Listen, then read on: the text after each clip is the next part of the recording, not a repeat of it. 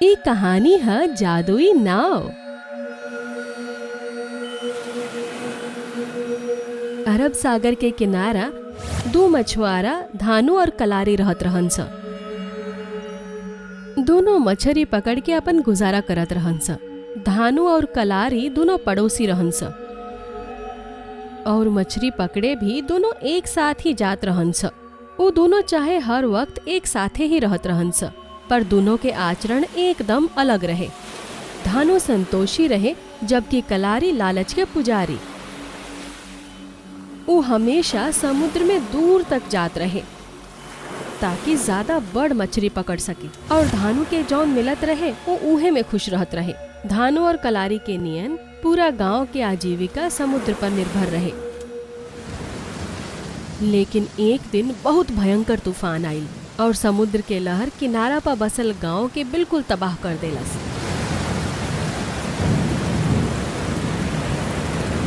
जौन बीच में आइल ओकरा के बहा ले गई।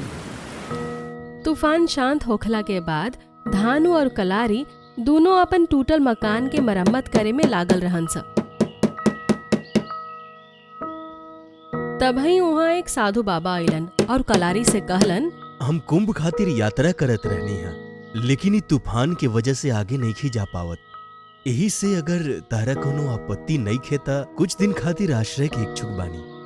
अरे साधु बाबा, रउआ बुझात नहीं खे का? यहाँ तो हमार खुद के सर पर छत नहीं खे, तो फिर तारा के कहाँ ठिकाना दीही? अरे जाई कहीं औरी देखी। धानु के कलारी के व्यवहार उचित ना लागल तो वो साधु के पास जाके कहलस, मुनिवर, रउआ हमरा घरे रुक जाई। हमरा पास ज्यादा धन तो नहीं खे, लेकिन रउआ कौनो परेशानी ना होके देहब।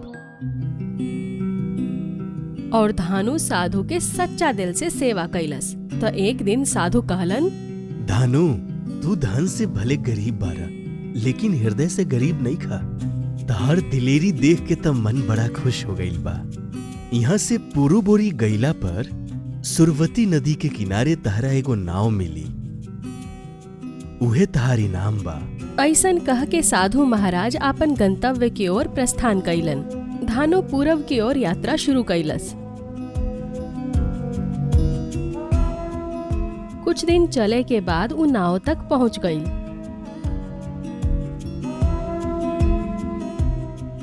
नाव के पास जाते ही नाव से आवाज आई, बुराई पर अच्छाई भारी, हम है तहरा खातिर जादुई सफारी। धानु नाव में बैठ के जैसे ही पतवार चलावे शुरू कैलस, समुद्र में से रुपया के नोट निकल निकल के नाव में भरे लागल। धानु ये अद्भुत दृश्य के एक टक देखत रह गई। हे भगवान, ये का हो रहल बा? इतना पैसा तो पूरा गांव खातिर काफी बा। धानु साधु के याद करके प्रणाम कैलस और कुल पैसा इकट्ठा करके तूफान से ग्रस्त लोगन में बांट देलस। अब धानु जादुई नाव में से जब भी पैसा ले आवत रहे, ओमे से थोड़ा अपना खातिर रख के बाकी सब लोगों में बांट देत रहे। ये सब देख के कलारी सोचे लागल, अरे करा पास इतना पैसा आइल कहाँ से? जेई इतना समाज सेवा कर रहल बा। अरे इतम मछलियों पकड़े ना जाले। और बात पता करे खातिर कलारी धानु के पास पहुंचल। अरे धानु भाई, तहार एहसान हम कब्बो ना भूलब मर्दे। अरे हम तका पूरा गांव वाला भी ना भूलई है सन। ऐसन मुश्किल समय में इतना मदद तो कौनो फरिश्ता ही कर सकेला।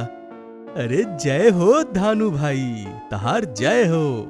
अरे कलारी, ई का कर रहल बारा तू? हम तो ऐसन कुछहू नहीं की कैले जैसे तहरा हमार नाम के जयकारा लगावे के पड़े। अगर तहरा जय करे लगावे के बा तो उ जादुई नाव के लगावा ना, जेकरा कारण ये सब संभव भइल बा। धानु कलारी के अपन दोस्त समझ के ओकरा के सब कुछ बता देलस, पर कलारी कुटिल और लालची रहे। वो जादुई नाव के हथियावे के सोचे लागल। अरे कैसन मूर्ख बाई, जादुई नाव बा एकरा लगे, तब यू अभी ले ही झोपड़ी में पड़ल बा। लेकिन अच्छे बा, एकर बुड़बकई हमार भाग के ताला खोल दी। बस एक बार जादुई नाव हाथ लग जाए। लेकिन ये धानु के जीते जीता हमरा नाव ना मिल पाई। पूरा गांव के मसीहा जे बनल बाई। अगला दिन कलारी धानु के बहाना से समुद्र में ले गई। और समुद्र में दूर जाए पर वो धानु पे जाल डाल के ओकरा के समुद्र में फेंक देलस और वहाँ से भागे खातिर पतवार चलावे लागल। पर ओकरा पतवार चलावते ही नोट के जगह पर बड़ बड़ मगरमच्छ ओकरा नाव में आ गइलन स। एकरा से पहले कि ऊ कुछो कर पाइत मगरमच्छ ओकरा के दबोच लेलन स और ऊ मारल गइल। जादुई नाव केहू तरह धानु के बचौलस और ओकरा के घरे ले आइल। अच्छा के संगे अच्छा और बुरा के संगे बुरा होला।